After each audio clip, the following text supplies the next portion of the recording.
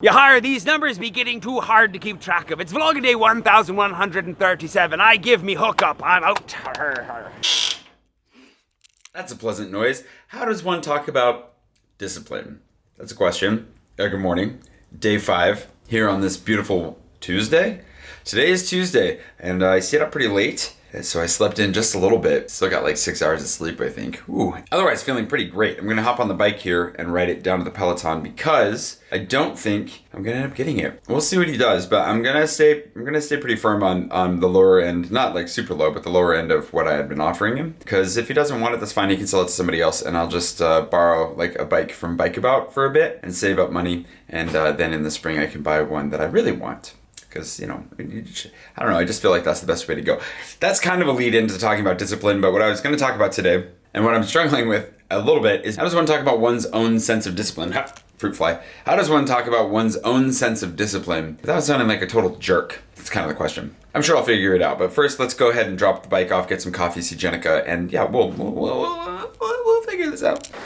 I'm not going to argue that I'm the most disciplined person in the world. Discipline is something that I want to cultivate more than anything. I want to find things that force me to be and then pursue them for the long haul.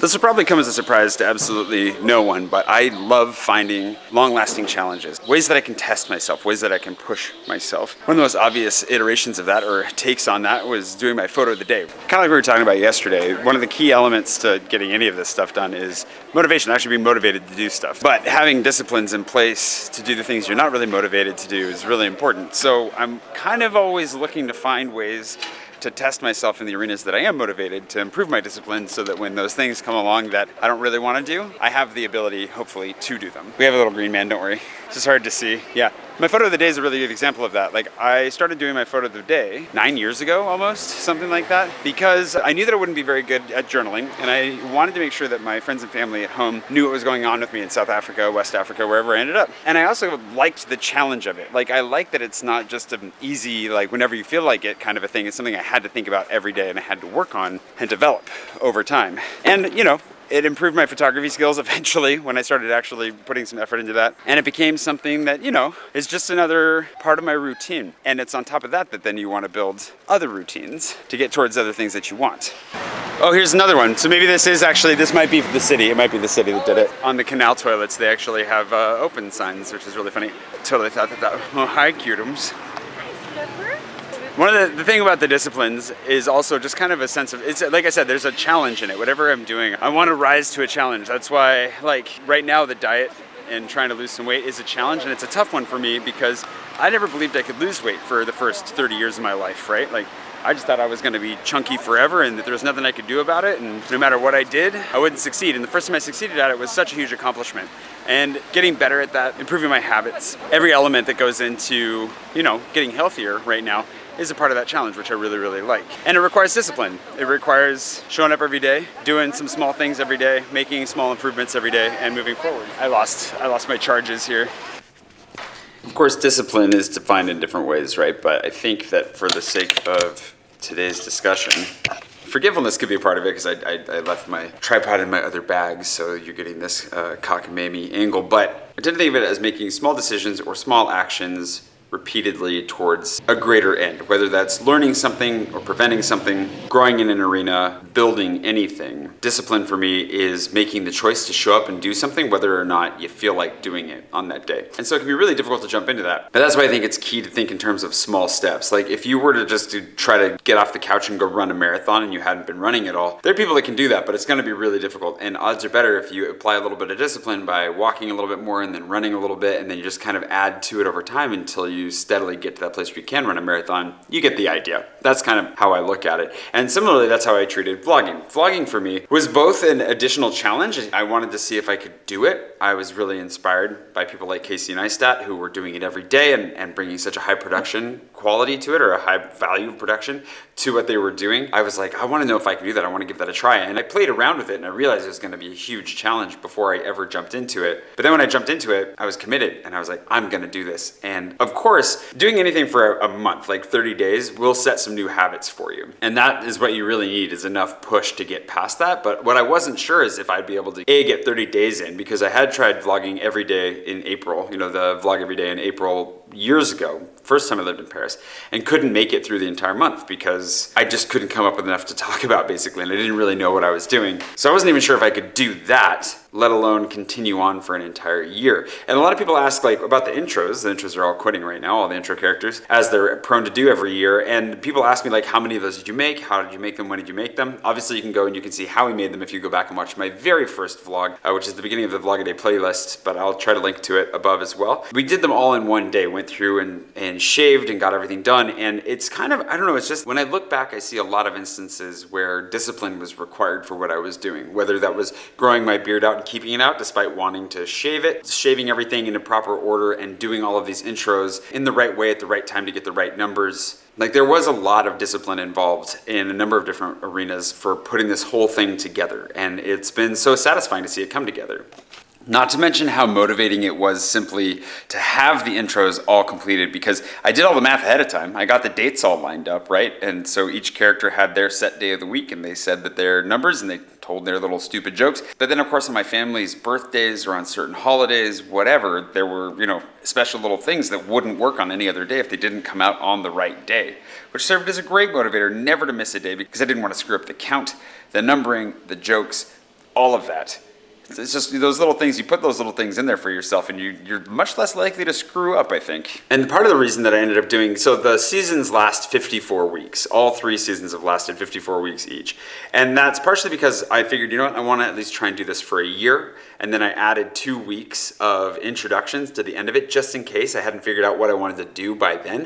If I wanted to keep running and I didn't have any new intros yet, I was like, at least I'll have 2 weeks of extra intros. And those just turned into standard intros for all 3 seasons, 54 weeks every time, which was such a dumb idea. But the fact of the matter is that I'm so proud of myself for actually having managed it. And I don't take enough time to actually let myself be proud of myself, because I tend to think in terms of like, well, that's getting full of yourself and you're being proud and blah, blah, blah. But I do want to take a moment, and that's part of the reason that I'm taking this last week of my daily vlog to really reflect and to say to myself, I guess, like, good job, because holy smokes, how have I done this?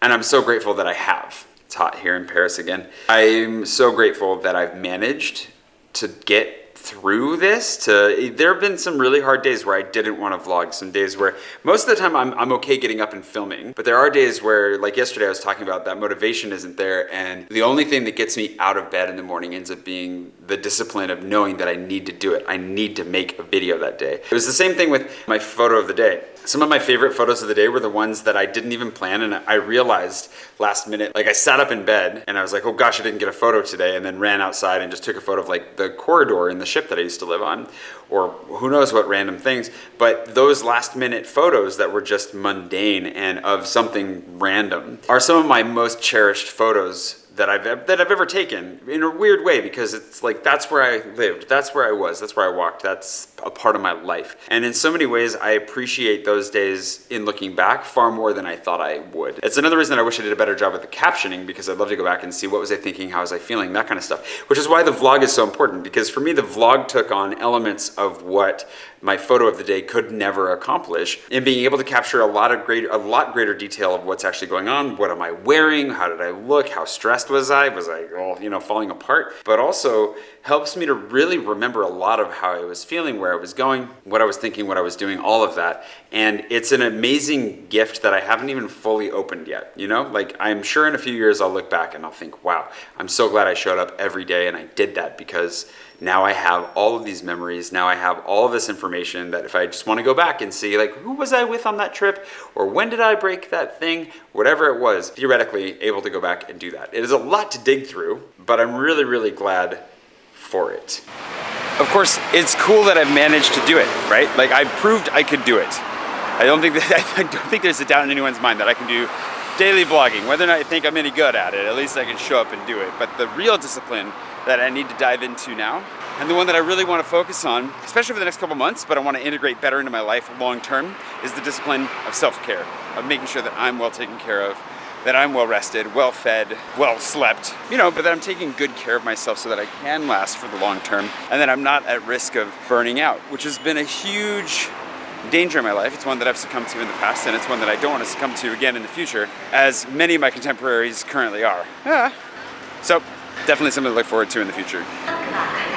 And this is really important because it affects another area of my life that requires a lot of discipline, which is writing. Writing something that I love, especially fiction. And of course I'm working on some nonfiction right now, but it's a part of my life that I want to make sure is growing and healthy, and it's kind of stagnated, and it had to because I had to choose, what do I focus on? I use the same part of my brain to do writing and vlogging every day. Couldn't really do both. So I had to make a decision, and I chose to make this preeminent among the options that I had in front of me. I'm really glad I did. Really grateful that I was able to, but this has taken so much out of me. This particular discipline has drained me so much that it's come at the expense of all other arenas, including writing, my health, relationships, all kind of stuff. So, while it's been good and worth it, and I'm happy to have proved it, happy to have climbed whatever mountain it is that I've been climbing, I'm really looking forward to switching it up a little bit and being able to spread myself out just a little bit more. And ultimately, vlogging daily's been so much more than just a discipline. To be totally honest, it's a lifestyle, which sounds cheesy, but I mean, is the reality. To get up in the morning, start filming before I've even had coffee, talking to a camera, setting it up, walking through, thinking through what I'm going to be talking through over the course of the entire day, trying to keep it all straight, hoping that it makes sense by the end, and then coming home, sitting down, editing, going to bed, and doing it all over again the next day for years is nothing short of a lifestyle, for sure.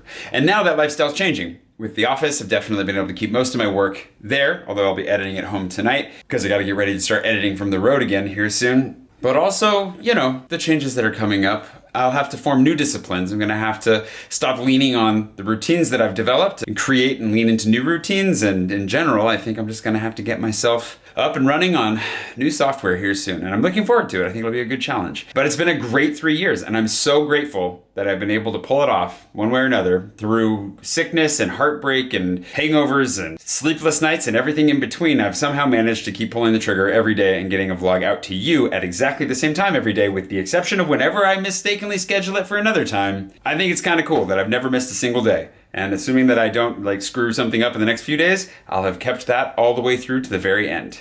Whew, that's exciting. All right, well, thanks for watching for day 5. I'll see you bright and early tomorrow morning for day 4 and a trip to Corsica, where I've never been, but I can't wait to go. See you for that.